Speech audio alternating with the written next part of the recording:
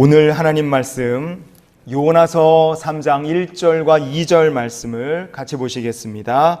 여호와의 말씀이 두 번째로 요나에게 임하니라. 이르시되 일어나 저 큰 성읍 니느웨로 가서 내가 네게 명한 바를 그들에게 선포하라 하신지라. 아멘.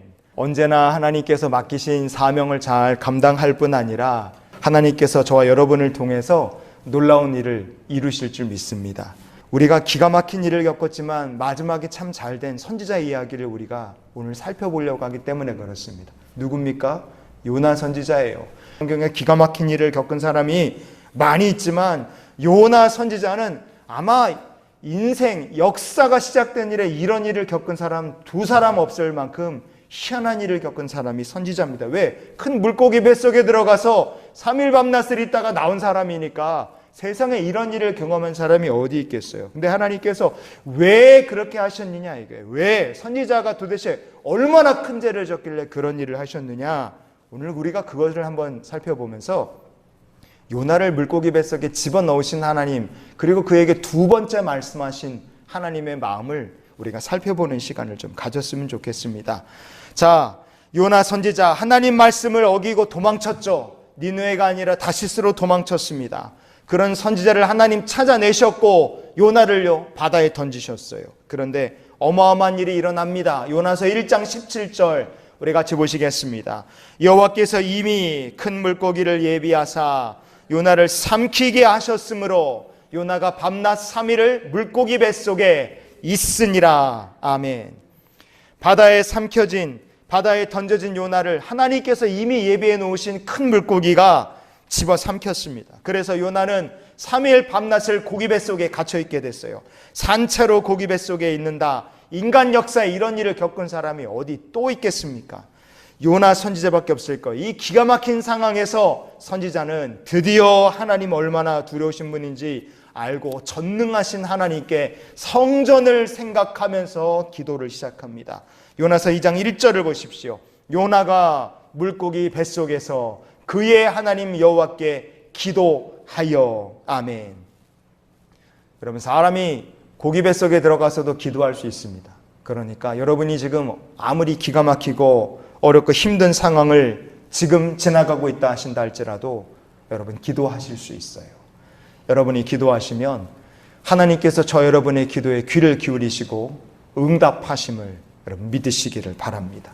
그러니까 기도의 능력을 믿으시고 나의 기도를 들으실 분이 전능하신 하나님이시기 때문에 언제나 기도하여 부르짖어 하나님을 찾는 주님의 백성들이 되시기를 바랍니다. 간절히 요나가 고기 뱃속에서 부르짖고 기도한 거예요. 그 기도가 하나님의 마음에 닿습니다. 그리고 하나님 응답하세요. 요나서 2장의 10절 말씀 보시면 읽어봅니다. 여호와께서 그 물고기에게 말씀하시매 요나를 육지에 토하니라 그랬어요. 우리가 요나서 말씀을 보면 3일 밤, 낮 이렇게 얘기합니다. 그러니까 껌껌한 밤에 요나가 물에 던져지고 고기가 삼키고 밤, 낮, 밤낮, 밤낮 이렇게 된 거예요. 그러면 물고기가 요나를 육지에 딱 토했을 때 그때가 밤이겠습니까? 아침이겠습니까? 아침인 거예요. 낮입니다. 해 떠 있을 때예요. 자, 해 떠 있을 때 움직일 수 있습니까? 없습니까? 있어요. 있습니다. 하나님께서는 요나 선지자를 물고기가 육지에 딱 토해내자마자 요나 선지자를 딱 붙드시고 말씀을 하시는데 두 번째로 말씀을 하시는 거예요. 그리고 바로 가라고 얘기하시는 거죠.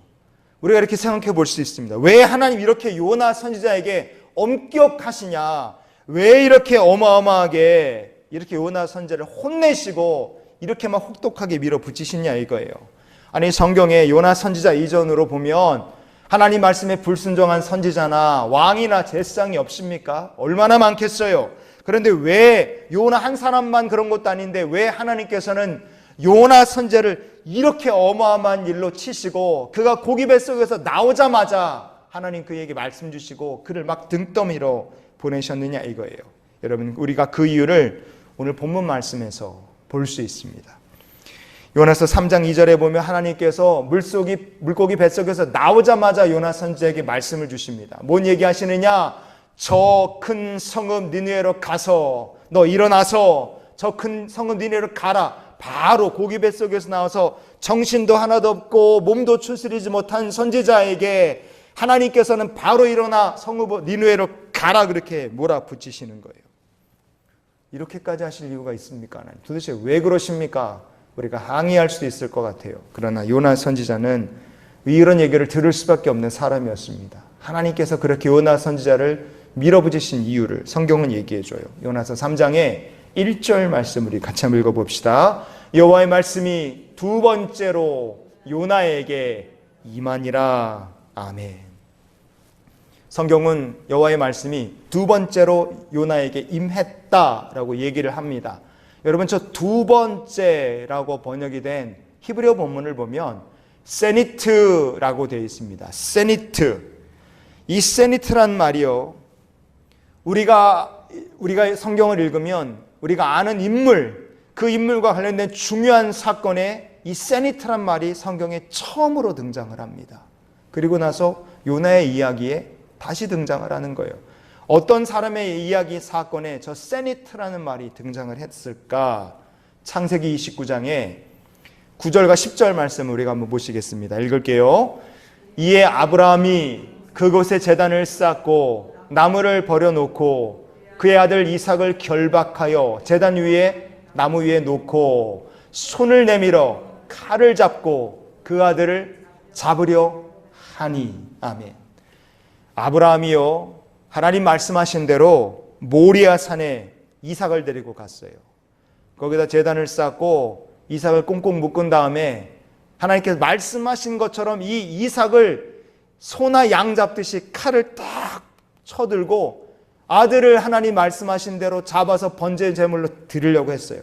손을 확 지켜들고 이삭을 잡으려는 그 찰나에 하나님께서 하늘에서 아브라함아 아브라함아 두 번 부르시고 아브라함을 딱 멈춰 세우셨어요. 하나님께서 급하셨던 거예요. 왜? 칼 내리치는 순간 이삭 죽으면 큰일 나잖아요. 하나님 급하셨어요. 아브라함이라는 사람은 독자 이삭까지도 아끼지 않고 하나님의 말씀에 명령에 순종할 믿음이 있구나. 이 사람의 믿음, 이 사람의 순종은 진짜구나. 하나님 확인하셨을 때 하나님께서 하늘로서 이렇게 여호와의 사자, 천사를 보내서 두 번째 말씀하십니다. 여호와의 사자가 하늘에서부터 읽어봅시다. 두 번째 아브라함을 불러. 아멘. 하나님께서 모리아 산 꼭대기에서 이삭을 칼로 잡으려고 했던 아브라함을 두 번 부르셨어요. 그 말은 무슨 뜻입니까? 급하셨다는 뜻이고요. 하나님께서 아브라함의 믿음을 확인하신 다음에 아브라함에게 두 번째 언약을, 축복을, 정말 놀라운 영광의 약속을 모리아산 꼭대기에서 하나님께서 아브라함에게 주십니다. 여러분, 그것은 그 모리아산에서 이삭을 바친 그 일이 굉장히 급했고 또한 너무너무나 중요했다는 뜻입니다. 아브라함의 모리아산 이삭으로 하나님 시험하신 그 사건에 세니트라는 말이 등장을 해요. 두 번째. 그리고 건너뛰어서 어디에 등장합니까? 하나님께서 고기 뱃속에 요나를 집어넣다가 꺼내신 다음에 니느웨 성으로 일어나 가라고 말씀하신 그 명령에 아브라함에게 쓰셨던 그 세니트라는 말이 여기에 다시 등장을 합니다. 그 말은 무슨 뜻이겠습니까? 요나가 니느웨에 가서 복음을 전하고 하나님의 말씀을 선포하는 그 일이 너무나 급하고 너무나 중요했다는 뜻이에요. 마치 모리아산에서 아브라함이 이삭 바치는 그 일처럼 너무나 중요한 일이었고 급한 일이었다는 뜻입니다. 그런데 요나는 그거를 전혀 알지 못했던 거예요. 그래서 급하시고 이 중요한 일을 맡기신 요나 선지자, 하나님께서 요나가 빨리 가기를 원하셨지만 도망을 칠 때 그 요나 선지자를 하나님께서는 찾아내시고 바다에 넣으시고 고기 뱃속에 넣으시고 거기서 꺼내셔서 꺼내자마자 고기 뱃속에 나오자마자 정신도 없고 몸도 추스리지 못한 그 요나에게 일어나서 니느웨로 가서 내가 한 말을 너가 선포하라고 하나님 말씀을 하신 겁니다. 여러분, 하나님께서는 다 계획과 이유가 있으신 줄 믿습니다. 우리를 부르시고 때론 하나님께서 나를 막 이끌어 가신다면 거기에는 다 그만한 이유가 있기 때문에 그래요. 그리고 하나님께서 저 여러분을 부르셨다면 우리가 하나님께서 하실, 하나님 소망하시는 정말 중요하고 급한 일을 감당할 수 있는 믿음과 능력이 있기 때문에 하나님 우리를 부르신 줄 믿습니다. 지금은 믿음 없고 능력 없어도 하나님께서 저 여러분을 붙드시고 연단하실 거예요. 모리아 산의 훈련을 지나서 시험을 지나 아브라함 진짜 믿음의 조상 됐고 물고기 뱃속에 들어갔다 나오는 시험을 지나서 두 번째 여호와의 명령이 일어날 때, 말씀을 받았을 때 요나 선지자는 니느웨를 변화시키고 회개시키는 위대한 선지자가 됐어요. 예수님 말씀하신 요나의 표적을 일으키는 귀한 선지자가 됐습니다. 우리도 하나님 그렇게 들어서 사용하실 줄 믿습니다. 우리가 요나 선지자를 보면 어떻습니까? 이 사람 도망쳤어요. 도망칠 만한 이유가 요나에게는 있었습니다. 요나 나름에는 내가 다시스로 도망을 갈 이유가 있었던 거예요. 어떤 이유입니까? 열왕기하 14장의 26절을 보시면 성경 이렇게 얘기합니다. 이는 여호와께서 이스라엘에 고난이 심하여 매인자도 없고 노인자도 없고 이스라엘을 도울 자도 없음을 보셨고 그랬어요. 이게 요나 선지자 시대 이스라엘의 형편이었습니다. 얼마나 고난이 심한지 매인자도 없다, 노인자도 없다, 어딘가 삶이 안전하게 딱 이게 자리가 잡힌 사람도 없고 고난과 어려움에서 풀려서 자유함을 얻은 자도 없고 도와줄 사람도 없는 거예요. 이런 상황이면 도우실 분은 전능하신 하나님 한 분밖에 없는데 이스라엘 백성들은 하나님 의지하는 것이 아니라 우상 섬기고 다른 나라들을 의지하고 돈을 우상처럼 움켜쥐고 살려고 했어요. 그래서 하나님께서 이스라엘 백성들이 여호와께로 돌아오라고 쓰신 인생의 채찍과 사람의 막대기가 뭐였느냐? 그 회초리가 바로 아수르라는 나라였습니다. 그 아수르의 핵심되는 도시가 그게 니느웨였어요. 열왕기하 19장의 36절 보면 아수르의 왕 사네립이 어디 가서 머물렀느냐? 그가 니느웨에 거주하는 사람이었어요. 여러분, 니느웨라는 것은 그냥 동네가 아닙니다. 아수르의 왕이 머물 만큼 중요한 곳이었어요. 그런 니느웨가 요나 선지자 시대에 흔들렸습니다.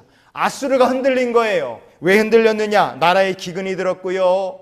지도자가 갑자기 바뀌면서 나라가 휘청휘청하는데 아수르의 고통에서 벗어날 절호의 찬스가 딱 찾아온 거예요. 실제 이스라엘에 놀라운 일도 일어납니다.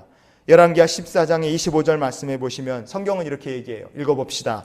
이스라엘의 하나님 여호와께서 그의 종 가드 헤벨 아미떼의 아들 선지자 요나를 통하여 하신 말씀과 같이 여로보암이 이스라엘 영토를 회복하되 하맛 어귀에서부터 아라바 바다까지 하였으니. 아멘. 하나님께서 요나 선지자를 통해서 선포하신 말씀처럼 말도 안 되는 일들이 북왕국 이스라엘에 일어난 거예요. 여로보암 2세가 그 무섭고 두려운 아수르가 차지하고 있던 땅을, 영토를 회복하는 일이 일어납니다. 엄청난 일이 일어난 거죠. 여러분, 이 상황에서 요나 어떤 소망을 갖겠습니까? 신난다. 이참에 아수르가 그냥 망해버렸으면 좋겠다. 선지자가 그런 생각을 하는 거예요. 아예 망했으면 좋겠다. 왜? 그들이 행한 잔인한 일을 다 알고 있기 때문에 그래요. 얼마나 무지막지하고 잔인한 사람들인지 아니까. 그런데 그런 니느웨에 가서 내가 복음을 전한다? 다른 사람도 아니고 내가 가서 니느웨에 복음을 전한다? 요나 선지자는 이게 용납이 안 되는 거예요. 내가 니느웨에 가서 복음을 전하면 이거는 마치 하나님께서 아수르 사람들이 그동안 했던 모든 악행에 면죄부를 주는 것 같다는 생각이 드는 거예요. 또 하나, 그냥 두면 망할 나라 같은데 왜 하나님 굳이 제가 가서 원수들을 살려야 됩니까? 그 생각이 드니까 도저히 이게 용납이 안 되는 거죠. 그래서 도망을 쳤던 거예요.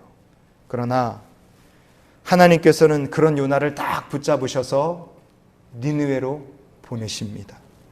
니느웨가 구원받고 부흥의 역사가 일어나는 건 내가 보기에는 안 될 일이지만 하나님 보시기엔 급했고 중요한 일이었기 때문에 그렇습니다. 성도 여러분, 오늘 말씀을 마무리하면서요, 이렇게 우리가 질문해 봤으면 좋겠어요.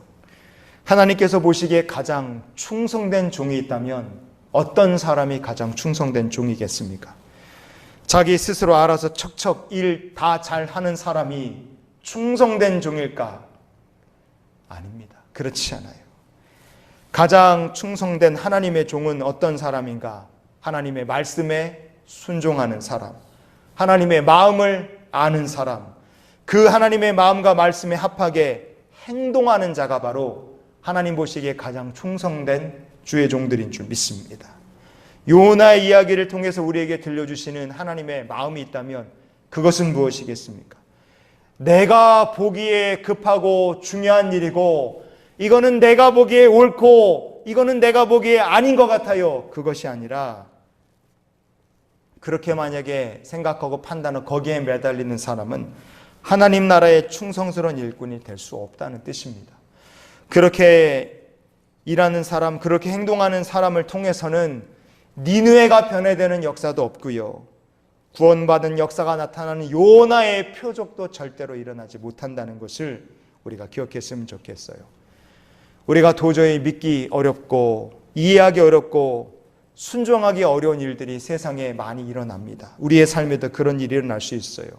하지만 성도가 할 일은 그럼에도 불구하고 우리를 들어 놀라운 일을 쓰시고 요나의 표적처럼 우리를 통해 역사하실 하나님을 신뢰하며 그 말씀에 순종하는 사람이 되는 것인 줄 믿습니다.